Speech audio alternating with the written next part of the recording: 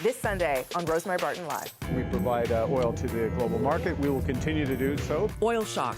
Ottawa looks to boost production amid the escalating war in Iran. What role can Canada play as prices soar and concerns about a global recession grow? Parliamentary Secretary to the Minister of Energy, Corey Hogan, is here.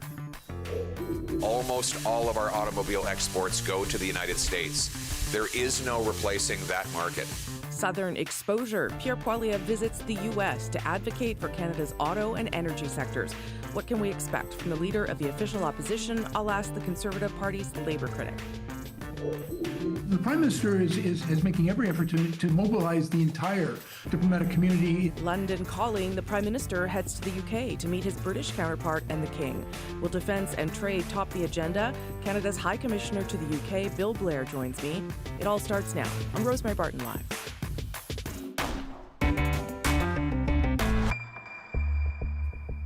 Hey, thanks for making some time for us on this Sunday. As Iran escalates attacks in the Strait of Hormuz, the U.S. says it's confident it will be able to get ships moving again.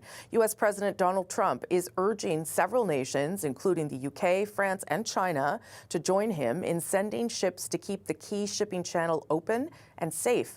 But with the strait still closed, Canada is trying to help to ease the global increase in oil prices. We are low-risk producers of oil. We are low-risk producers of natural gas.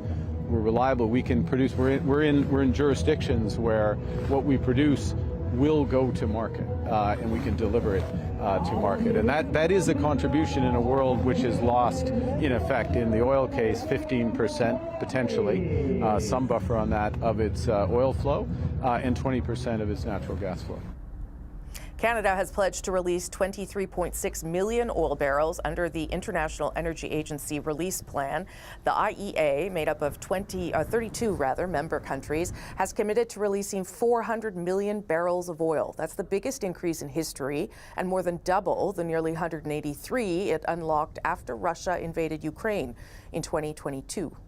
Corey Hogan is the Parliamentary Secretary to the Minister of Energy and Natural Resources, and he joins me from Alberta. Nice to see you.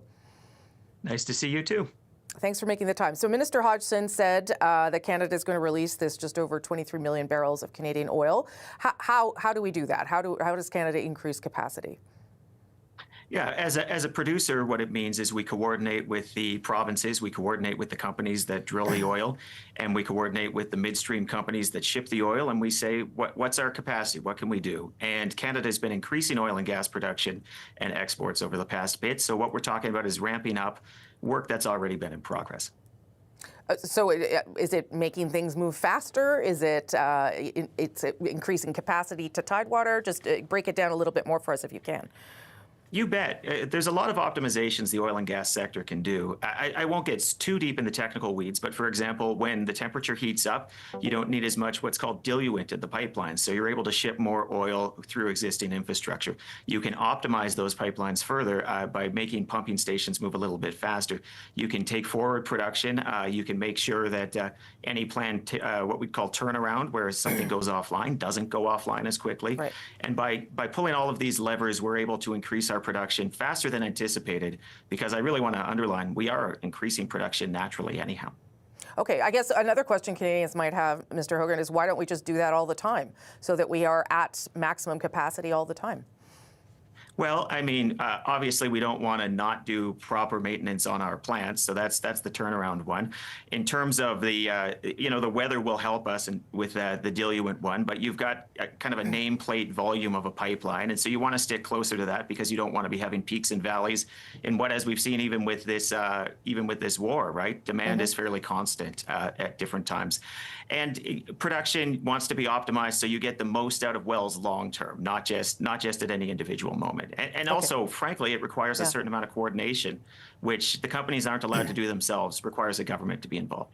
Okay, you talked about maintenance. I believe we are entering a maintenance period for Alberta's oil sands that could cut the second quarter output. Have you had conversations about delaying that now? Well, I haven't had conversations personally about that, but the department is working with companies and seeing what's possible. Okay.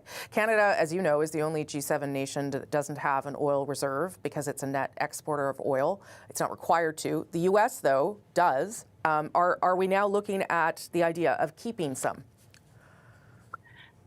Well, if by keeping some you mean holding back our exports Yes. to the United States, no. I mean, we have a very integrated oil and gas sector in North America.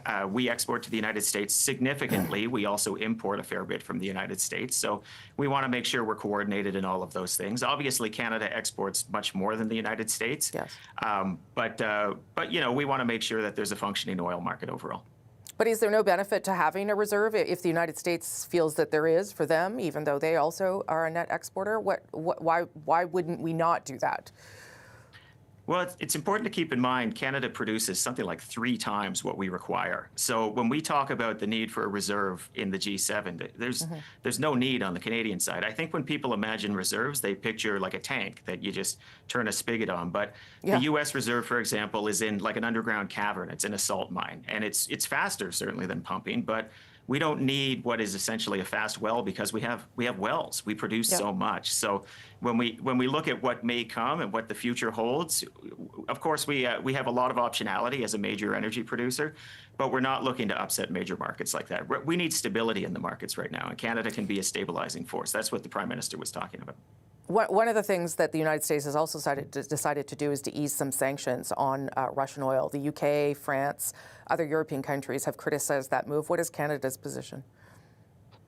Yeah, I mean, obviously that's not something that we're following on. The reality is Russia has been one of the biggest sources of destabilization. And when you talk about, the policy intent of the U.S. president, which is to ease prices at the pump, I get that, and everybody wants lower prices at the pump. But let's be clear, the kind of instability we're seeing in the war in Ukraine, the war in Iran, those are increasing prices at the pump far, far more than most anything else you can imagine. So I think in the long term, we need to make sure that sanctions are maintained on Russia and that Russia is held to account for its actions.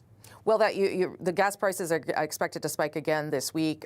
This could go on a lot longer than anyone perhaps expected. Is there any kind of relief that the federal government is considering in terms of perhaps a rebate, some one-time payment for Canadians? The primary relief that the federal government has at hand is making sure that the oil and gas sector globally is stable. And these price spikes, this instability that is happening across the world, that is what's driving the prices. And so the way to get out of those prices is not Band-Aids. It is to make sure we are making the world oil market as stable as possible. Now, we're very lucky as Canadians. We have the capacity to really meaningfully contribute to that. But that's where our focus is right now. Sure, but one of the benefits of a high oil price means that government coffers will fill up. So my question is, would you consider using some of that to help Canadians through a difficult period? Yeah, I mean, early days, you don't want to get ahead of some of that stuff. Hopefully things resolve themselves more quickly. But we're always looking for pragmatic ways that we can support Canadians at the pocketbook, whether it's by cutting taxes, eliminating the consumer carbon tax. But this is 2 weeks and change into this particular movement in Iran. We need to see where this all goes. What about opportunity here for Canada? You're talking about a stable oil market, making sure Canada uses the capacity we have. Does this sort of make the case for another pipeline to Tidewater? Yeah, listen, I'm an Albertan. I think that case was already made in many ways. That's why we have an MOU with Alberta to get a West Coast pipeline tied with strong climate action. But there are a lot of other things that we can do in order to expand capacity. And we have been. As I mentioned, we're already at, record capacity, record production across the country right now. And that continues to grow. It's expected to grow by another 100,000 barrels per day or more in the next year. So we're already on that path, but I think by being a reasonable producer, by being a producer that is creating a future-proof product that is also lower carbon, we're going to be in great shape for those kinds of things, and that's the work that's underway right now. Well, does part of that, and this will be my last question, does part of that speak to what the Prime Minister talked about there, marketing Canadian oil in a different way so that it is reliable, that people understand where it's coming from and how easy it is to get? And is that, as your boss, Minister Hodgson, has said, is that argument starting to resonate in a different way for people right now? Well, I think for a lot of us, that argument has always resonated, and this new government is looking at these things a little bit differently and trying to make sure that we are optimizing all of Canada's advantages in this more dangerous world, being that pragmatic middle power that is going to push forward. But yeah, I mean, we are a source of stability in the world, and we should absolutely make sure we are maintaining that as a competitive advantage. We also build things in a socially responsible way. We have climate action that's very meaningful. We've reduced our emissions by 6% since 2015. We did that while increasing our oil and gas production 34%. I mean, there's no other precedent in the world. So we've got a lot of advantages as a country. We need to push on them. Okay, Parliamentary Secretary to the Minister of Energy and Natural Resources. I didn't mean to imply the minister was your boss. Of course, you're your own man. Corey Hogan. Thank you. Thanks for the time. Appreciate you getting up early. With the price of oil continuing to rise, business leaders are calling for Canada to seize the opportunities we were just talking about there. They want to see increased movement on pipelines to more markets, including now talk of a revival of the ill-fated Keystone XL pipeline extension. Adam Watrous is the executive chairman of Strathcona Resources, an Alberta energy company, and I spoke to him earlier about the need for more oil infrastructure. Adam Watrous, thanks for joining me again. Nice to see you. Rosemary. I have a bunch of questions for you, given the state of the world right now, but I will start with the revival or the idea of the Keystone project, the Keystone XL pipeline project again. We know, in fact, it was me who reported that the Prime Minister raised it with the President in one of their meetings. Do you think that this project, or why do you think this project could be used for leverage in CUSMA negotiations? Rosemary, there's a easy way to be raised, and then there's kind of maybe the harder part. The easy is obviously Donald Trump is a mercurial guy, often described as difficult to negotiate with, hard to figure out what he wants. But one thing that Donald Trump has been crystal clear on for 10 plus years is the only thing he wants from Canada is Keystone XL. More generically, more oil from Canada. He campaigned on this in the primaries in 2015, and he's never deviated from it. And by the way, why is that? Well, the United States is short oil. So while it produces about 13 million barrels a day, it actually consumes about 20 million barrels a day. It's net short about 6 or 7 million barrels a day. 4 million barrels a day it currently gets from Canada, and it wants to get more. Particularly wants to get more because that 13 million barrels a day, which has been flat for about 6 years, is about to start declining. So it's an acute challenge for Donald Trump, and that the economic hard power that we possess can obviously be used as a negotiating tool to be able to protect other industries like steel, autos, and aluminums in the CUSMA negotiations. The oil and gas industry has been clear for a very long time, a couple of decades, that it wants to diversify away from the United States. The United States is a great customer. It's been a long time great customer for Canada. Will continue to be a great customer, but sometimes, you can have too much of a good thing. And that's why the industry 2 decades ago said we have to start diversifying, and that's why there were 3 pipeline proposals to Tidewater,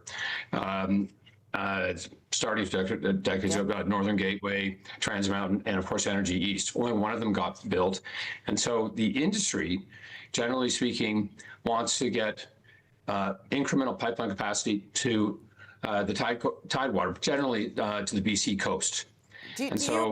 I'll interrupt you just for a second, Adam.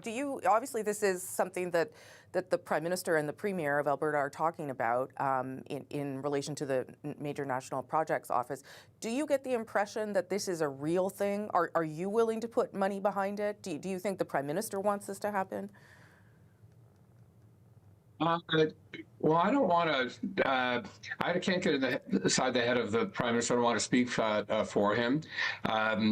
If I was at the negotiating table, it is the overwhelmingly dominant chip that Canada has to play. Mean you can't see second place behind this. This is the overwhelmingly what we can offer. So and that's how I'd be thinking about it, certainly if I was the Prime Minister. I think that, as I said, the challenge is industry. Industry's all in favor of growing. Industry's all in favor of more pipelines, but the pipelines that the industry is looking for, generally speaking, is to the West Coast. Diversify, meaning so that's kind of the dominant. And importantly, how these pipelines work, as you know, the industry has to commit to them volumes so that they can have the economics to actually be built. And so it's quite difficult to build these pipelines without industry support. Yeah. Now, having said that, my own view is this is a national challenge in dealing with tariffs with the United States, particularly steel, autos, and aluminum. And every industry needs to try and do its part to try and be helpful. Tell me, as you watch, this is sort of adjacent to what we're talking about, but as you watch the conflict in Iran continue, you watch the price of oil go up, and a desire by the rest of the world, and they are going to release some of oil reserves, of which Canada doesn't have any. Do you get the impression that Canadian markets are doing enough to take advantage of these inflated prices, or make sure that what we have gets to the right places? So, as you just identified yourself, Rosemary, there's no spare capacity in Canada. Like, every barrel that can be brought on is on. It is very marginal what can be done in the short run to be able to increase production, and to be able to help address a shortage in oil in the world in the short run. There's very little Canada can do. Now, in the long run, there's a lot what can be done, and I think that one of the biggest impacts in the long run of this war in Iran is an even greater pressure on the United States to be able to diversify its source of supply away from the Middle East. Meaning it still gets some of its shortage from the Middle East. And this is obviously just a very clear indication that is an unstable source, and puts even a greater desire, if I'm Donald Trump, to actually end up having more oil coming from Canada. Adam Watrous, it's always nice of you, and nice of you to make the time. I appreciate it. Thank you. Thanks for your time.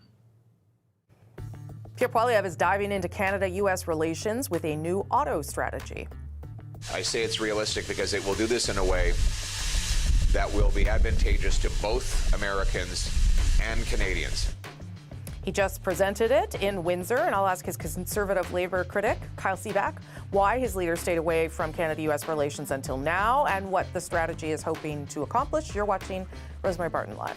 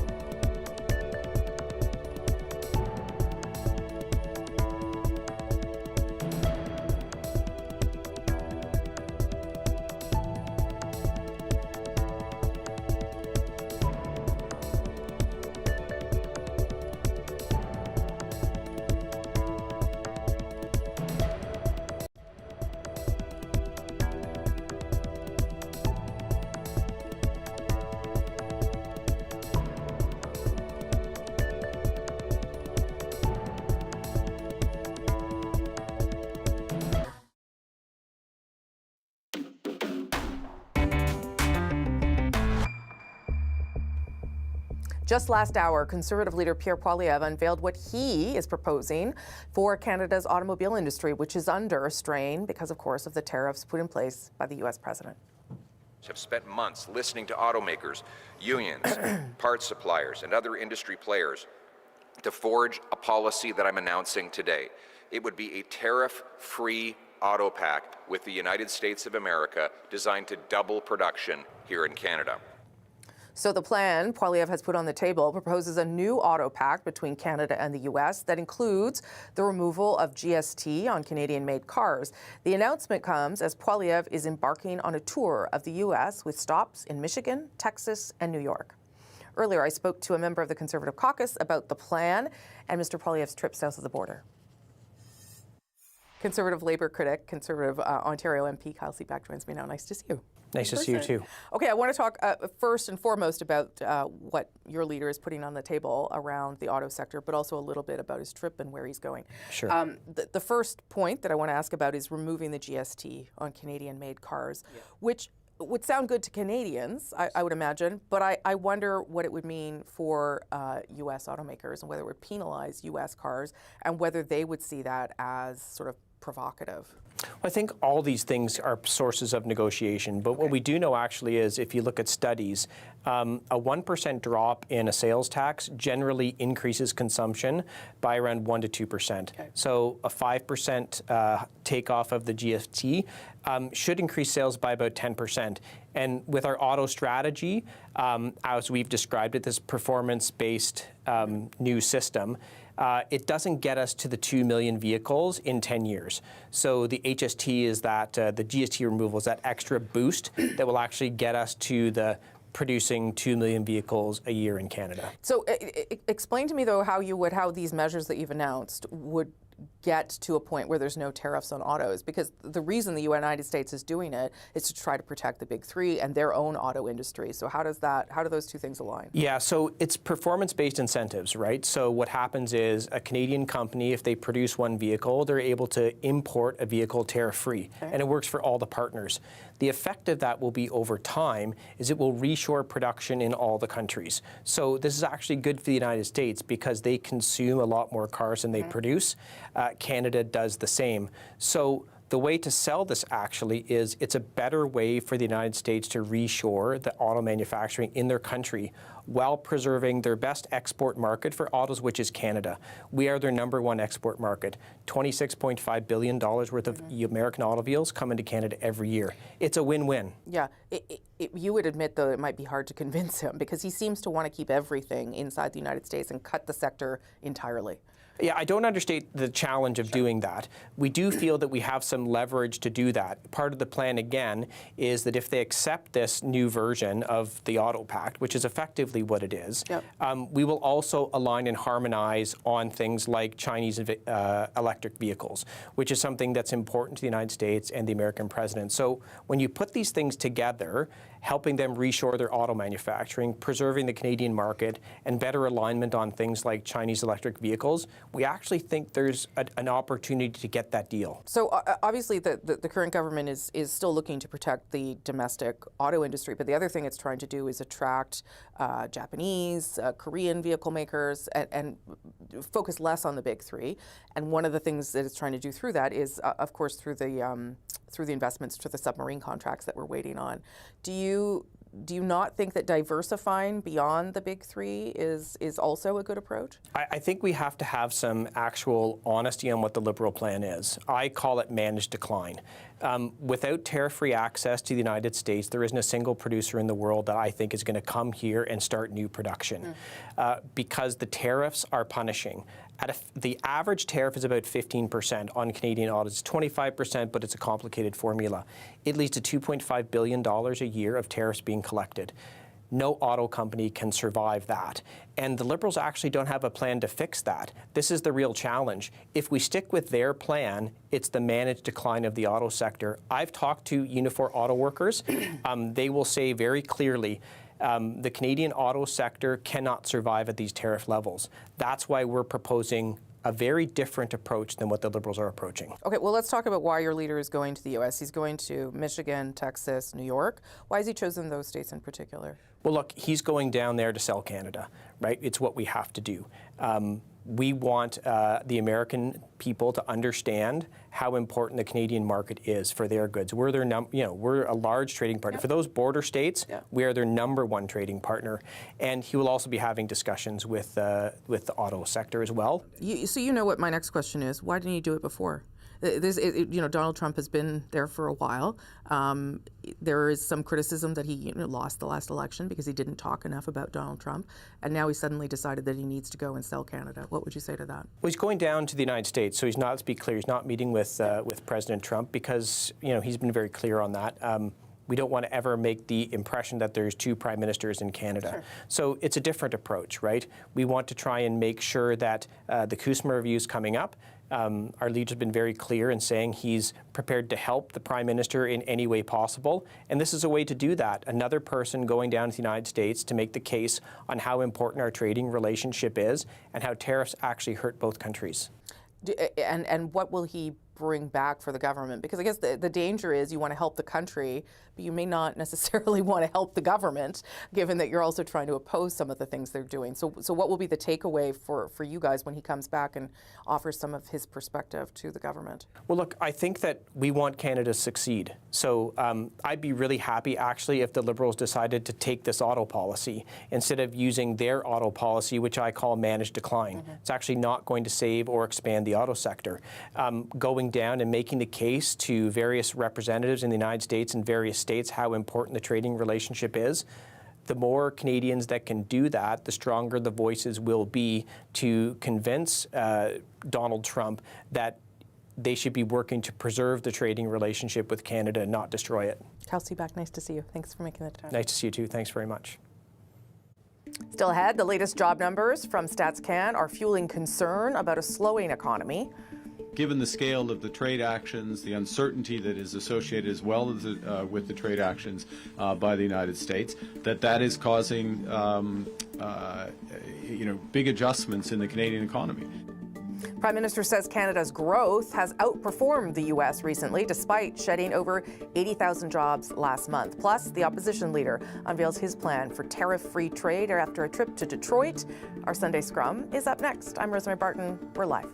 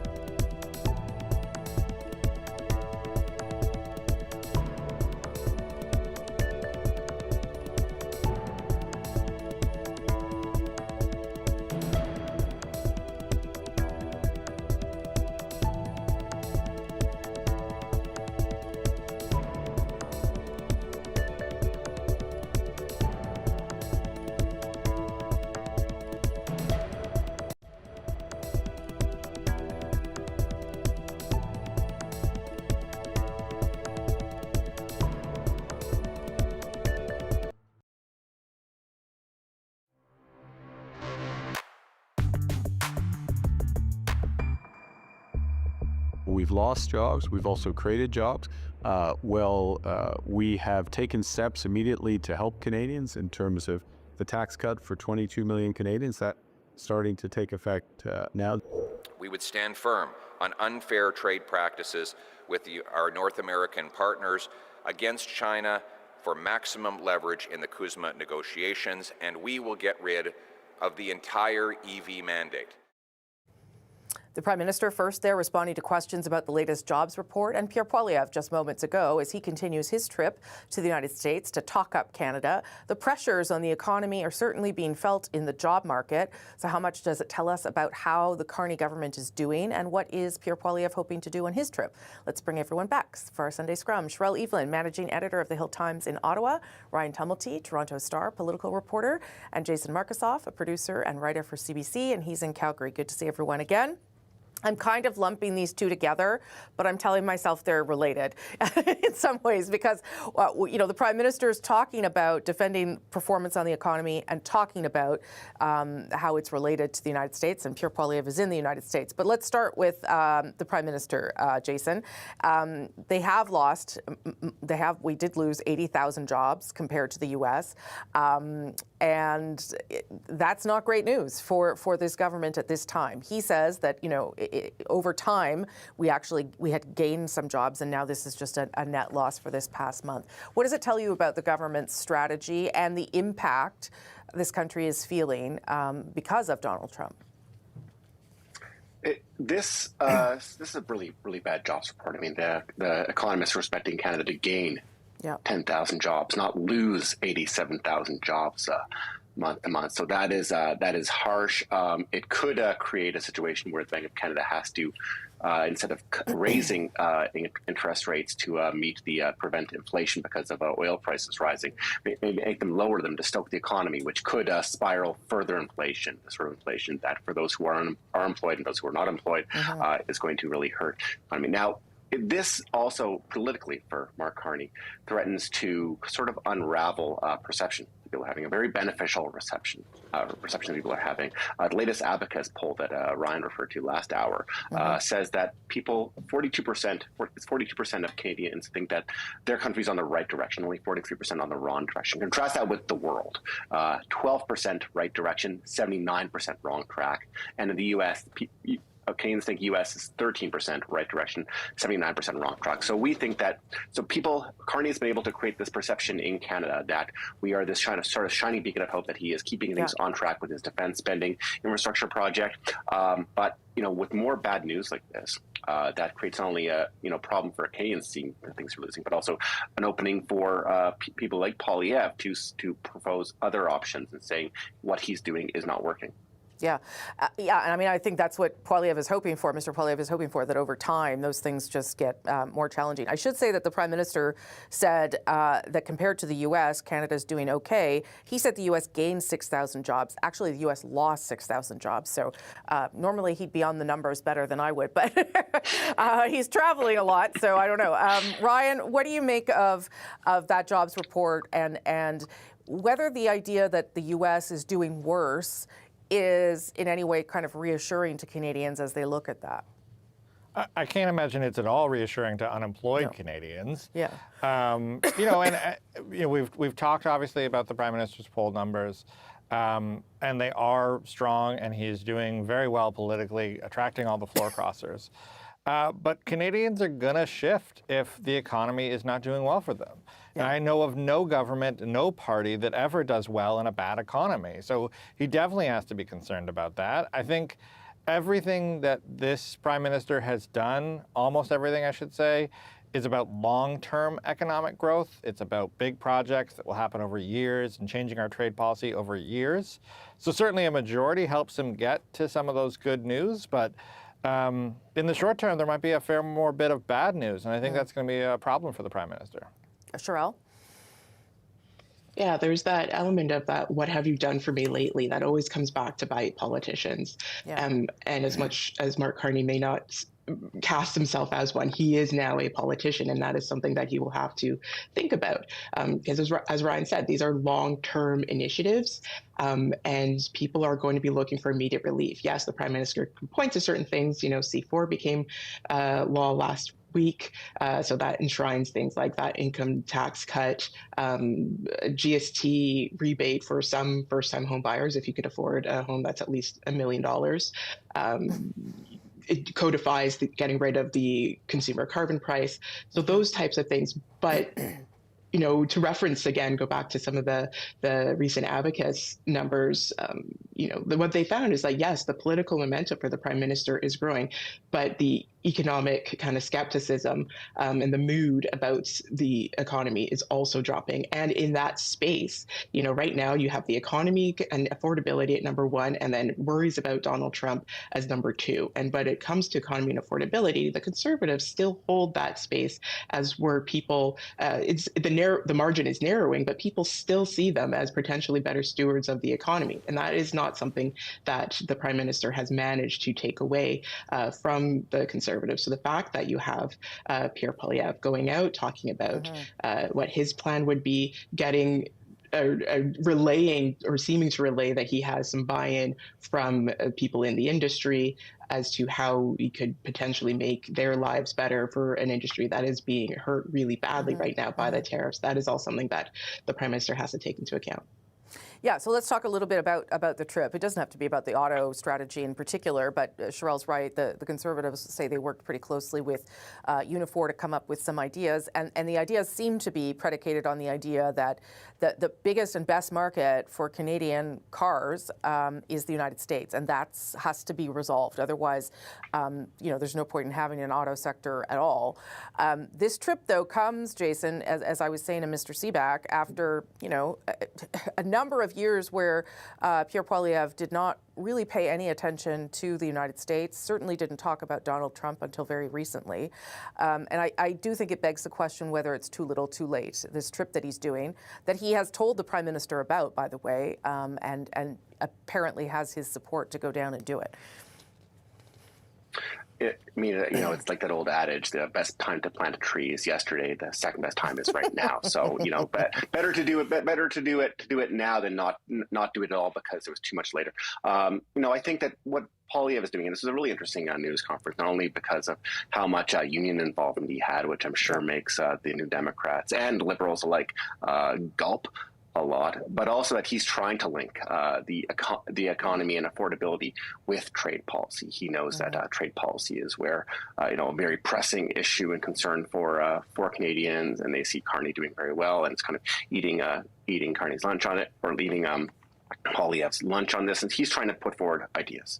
And it's I think a lot of people might, think him a bit of a charlatan for trying to propose that that we can get tariff-free deal, right? But I think he's selling people on hope. And I think that certainly in the auto sector, in that Southern Ontario, Southwestern Ontario, they are hoping for a much better thing. They don't want to try to give up, see this existential threat and impossible dread that Trump is trying to wreak on their sector. So he's trying to do that. And I can imagine when Poilievre is down in Texas later on this trip, he'll do the same thing with energy as well. Only have about a minute left, Ryan.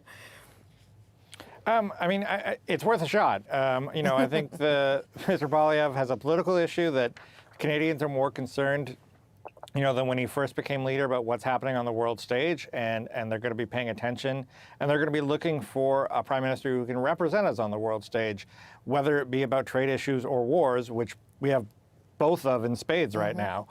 But yeah, I don't know that there is a tariff-free approach to selling cars to Canada anymore. I think that might be off the table. It's tragedy. It has done as well for 50 years, but it might not be there anymore, sadly. Yeah. Last 30 to you, Sherelle. Look, everybody's having an issue trying to get a deal with Donald Trump, and everybody is going to be throwing whatever they can at the wall to see what sticks. I don't know if we're going to see the president move from whatever it is that he wants to do, which is win as much as possible. But it is good to see people at least trying to find a way through. Sherelle Evelyn, Ryan Tumulty, Jason Markusoff, thank you for spending part of your Sundays with me. I hope you go and enjoy the rest of your day. Thanks. Thank you. Thanks, guys. Prime Minister Mark Carney is, as we've been talking about, back in Europe to meet with allies, Nordic nations today, but tomorrow, UK Prime Minister Keir Starmer. This visit comes the same week, this past week anyway, that Canada's new High Commissioner to the UK started in his new job. I'll speak with Bill Blair about the Prime Minister's visit and his first week on the job. You're watching RBL.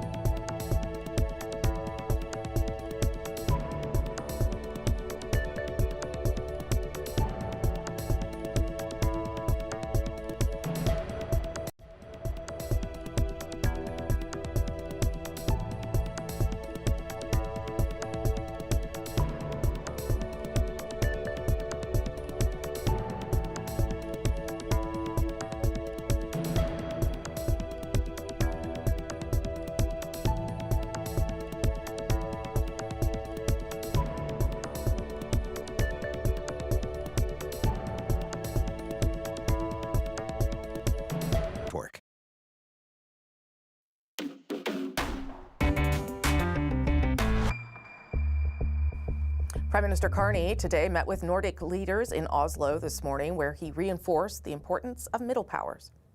What we've been discussing is how we can work together in order to increase our own strategic autonomy, increase our resilience, but also to solve immediate issues in terms of jobs, employment, and do so in a way that is consistent with our values. Mr. Carney has been in Norway over the weekend to observe NATO military exercises. Just last hour, Carney left Oslo for London, where he will meet with UK Prime Minister Keir Starmer to talk defence and trade. Last year, the two leaders vowed to strengthen the Canada-UK relationship as threats from the US intensified. Earlier, I spoke to Canada's new High Commissioner to the UK, Bill Blair, on what to expect from the visit. High Commissioner Blair, thank you for joining us. Of course, Rosemary. Thank you very much for having me. Well, and congratulations on this new role that you've now officially started, and you're going to be very busy right from the get-go. And I'm gonna ask you some questions that sort of tap into previous jobs that you've had as well, if you don't mind. So I'll start with. Okay, I'll start with something the Prime Minister pitched last month, a multilateral defense, security, and resilience bank to Prime Minister Keir Starmer. Do we anticipate that that is something that could happen during this trip, that the Prime Minister, who's going to meet with the Prime Minister Starmer, might put this back on the table? Well, I certainly anticipate this will be part of the conversation that the Prime Minister will have with Prime Minister Starmer. I know it's a priority for Canada, and it has been part of ongoing discussions between our two countries. The Defence, Security and Resilience Bank is an important initiative to Canada, and I think it's a real opportunity for us to strengthen our ties with the United Kingdom as well. Well, and I know that Britain had ruled it out. There's some increasing pressure now on Prime Minister Starmer to join it. What would be the benefit for the United Kingdom if Prime Minister Carney's going to make that argument to him, and what would you say to them is the benefit? Well, I think both of our countries are very interested in increasing our defense spending and improving our procurement processes. But the financing of those investments is quite significant. I believe the Defense Security Resilient Bank will create a real opportunity for both Canada and the United Kingdom and all who participate in that. It's a multilateral institution, it's sovereign-based, and it gives our industry access to the capital they need to make the investments that are going to be necessary for them to support the procurements that both of our countries need to make. Well, and this past week, the Liberal government tabled the Canada-EU Safe Agreement in Parliament, making Canada the only non-EU country in that weapons procurement program. Do you have the sense that this is something that Britain might want to join? How significant is it that Canada is part of that EU initiative? I think it's very significant. And I know it's part of the Prime Minister's clearly stated priority of taking a more multilateral and approach with all of our friends and allies and to do this work together. And I think there's great strength in that work. I know the United Kingdom is also interested in becoming part of that European initiative. Canada's ascension into that agreement, I think, is a very important step, and I hope it sends a very clear signal of Canada's willingness to participate with our allies to get the job done. Okay, so that was me tapping into your previous role as Minister of National Defense. I'm going to ask you some trade questions too, because in June the Prime Ministers began some trade negotiations in hopes of enhancing the economic relationship. I wonder what you know about the status of those talks. Well, I think there's been some real improvement that has taken place. You know, the United Kingdom, first of all, is one of our most important trading partners, and just in the last year, in 2025. Rosemary, we've seen a 63% increase in the trade between our two countries. Those are real results being achieved. We know that the United Kingdom, being one of our most vital allies and strong partners, there was a period of time where some of those discussions on trade, the Prime Minister and Prime Minister Starmer came to an agreement back in June of this year to get us to work on these issues together. I think real progress has been made. There's still some work to be done, and we're very hopeful that the conversation that the Prime Minister and we'll have with Prime Minister Starmer on Monday will continue to advance those things and send a very clear signal to both of our trade commissions to continue to work on these things and to resolve some of the outstanding issues so that we can get to a position. 99% of the trade between our two countries is currently tariff-free, and there are still a number of small impediments that need to be overcome, and we think we're making real progress on that. I don't know how much you are going to be involved in this, but I'll ask the question. The Prime Minister has talked about the need to create a kind of bridge between the EU and the UK and the Indo-Pacific trading bloc, where he spent so much of his time over the past last week. I wonder what the Prime Minister has asked you to do on that file, given that would really be converging, billions and billions of people into a market, and how Canada would play a role in that. Well, and certainly I think the Prime Minister is making every effort to mobilize the entire diplomatic community in all of the places around the world, because as he has stated in the Davos speech, but he's, I think, articulated through his own actions, that is a huge priority for Canada. We think that Canada can play a significant role in bringing people together, because we are known as a trusted, reliable, and stable economy and partner. And so I believe that the Prime Minister has been very clear. He sees our relationship with the United Kingdom as critically important, but we also see opportunities to bridge to stronger unity with our European partners in the Asian Pacific. Canada has trade agreements with more countries than any other country in the G7. And so we think that in that position, it gives us a bit of a privileged position to initiate these conversations with others and to help bring people together. I finally will ask you about the conflict in the Middle East. Both Canada and the UK have said they're not going to join the US in the war, although obviously the Prime Minister has also said, if NATO needs to be defended, if allies need to be defended, they will do that. I expect the prime ministers will discuss that and what de-escalation looks like. What is your sense, and you haven't been there very long, but what is your sense about the position the UK has taken on Iran and how complicated that is, given that it's led by President Trump? Well, I think it's complicated for everyone, but I think the Prime Minister has been very clear in articulating Canada's position. And if I may, Canada supports the necessity of preventing Iran nuclear program from going forward because we are concerned. They are a state sponsor of terrorism, and we want to make sure that they don't have access to that type of weaponry. But the Prime Minister has been equally clear that Canada is not participating with the United States and Israel in the current offensive. And yes, the situation is equally complicated for our allies in the United Kingdom, and I'm quite certain the Prime Minister and Prime Minister Starmer will have other conversations about that. They've already been involved in conversations on the Middle East. They were both part of the G7 conversation, and I know it will be on the agenda because it is top of mind in both of our countries, because the impact not only on the war that's taking place there, but the impact on critical supply chains for both of our countries are not insignificant as well. I'll just end on a lighter question. Have you met His Majesty yet, Mr. Blair? Well, not in my current role. I've had the privilege previously, but yes. I'm scheduled next Tuesday to have an audience with His Majesty, and I will confess to you, Rosemary, I'm very much looking forward to that. I've always been a staunch supporter of the monarchy, and what an extraordinary privilege that I'm afforded to have an opportunity to meet with our king. Okay, High Commissioner Bill Blair, I hope we'll speak again. Thank you so much. Thanks, Rosemary.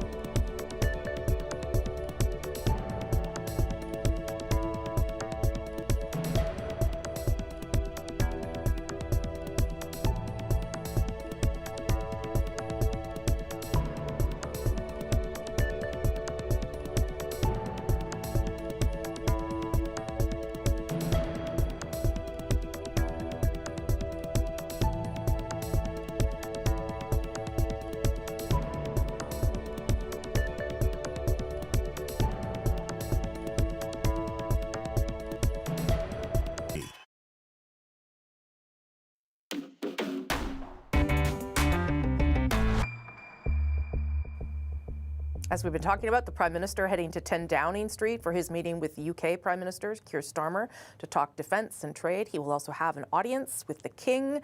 And Pierre Poilievre will continue his tour of the United States. He's off to New York and Texas to talk up the Canada-US relationship, something he says he will debrief the Prime Minister about when he gets back. Going to be a big week for the economy as well. Bank of Canada will make a decision on whether it is holding its key interest rate going forward. That is it, RBL, for this Sunday. Thanks so much for watching. I'll see you back here next Sunday, if not before. Bye-bye.